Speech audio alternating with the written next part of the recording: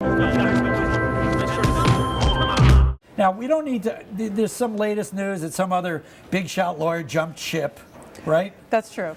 A well-paid lawyer jumped ship. Why don't you give that news, and then we'll revisit the whole Dewey LeBoeuf situation. Sure. So this is a very fast-moving story, but the latest is that Mort Pierce, who's a very well-known M&A lawyer, storied really, has left. He's going to be joining White & Case. Let's look at a photo.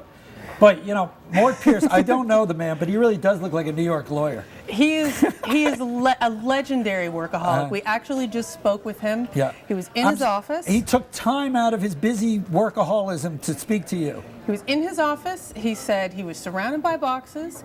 He was eating lunch, reviewing some documents, then he's going to resign, then he's going to go over to his new offices and start work that afternoon. So he had enough time, though, to call you to let you know that he was hanging up his shingle at White & Case right now. He was busy, but not too busy to announce that he was leaving the firm. He did put me on speakerphone, actually, so he was multitasking, but he was kind enough to call us back. Part of the reason for Dewey LeBoeuf's difficulties right now, we don't know the whole story of everything that's gone on, but one of the reasons is they gave big fat guarantees to people like Morton Pierce. And the fact is, when he joined, I think, Dewey LeBoeuf a number of years ago, he requested and got a guarantee of $6 million a year, which is a lot, even for a hotshot M&A lawyer in New York City. It's not chump change, right? That's for sure.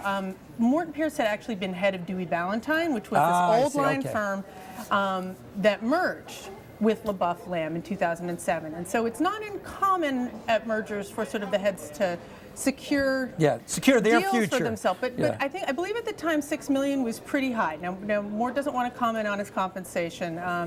We are told by a person on very good authority that he had actually engineered a deal for an even sweeter deal for himself in the fall, although that likely, given the situation at the firm, that may not be holding. But one of the reasons that I think has been talked about in the various pieces that you and the legal team here at the Wall Street Journal have written is that they went on this hiring spree. Now, he was already there, as you say, at the time of the merger, but they went out, they hired a lot of lawyers, they gave out a lot of guarantees, and this is a pattern that happens at investment banks quite a lot when times are fat. But less so at law firms, generally speaking, but they kind of built the firm like a Wall Street bank did. But the economics here is not the economics of a publicly traded company. It's the economics of a partnership. And when the economics fall apart, then the whole firm falls apart.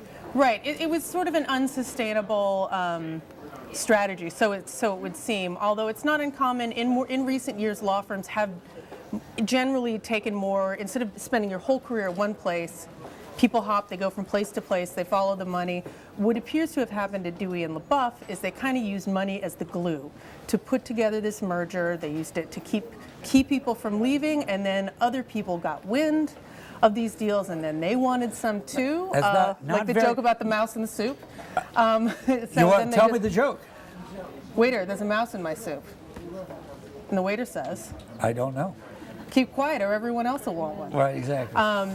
But this is a sort of a gold-plated mouse, really. Right.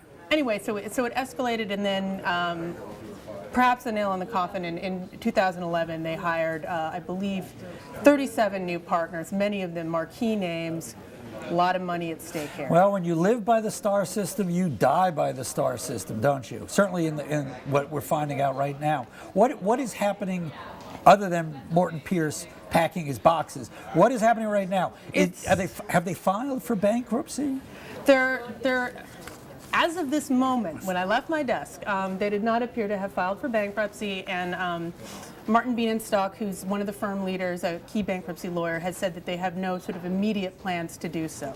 That's up in the air. But from what we hear from inside the firm, it's a little bit of a sad scene. We're told, for instance, that down in Washington, D.C., there's no copy machines, and that associate attorneys have been told to take documents to Kinko's and use their own credit cards and then file for reimbursement. And it's a pretty good indicator when your M&A lawyer jumps ship, okay? If you ain't in front of him, you're going to soon be behind him. And that's probably not a great place to be. It's not happy times in those hallways, it would seem, although I do want to say we have yet to hear a comment today from the firm. They have not yet responded to repeated requests. We will be following the travails of Dewey LeBoeuf. This is like lots of different names once upon a time, this firm. Thank you very much, Jennifer.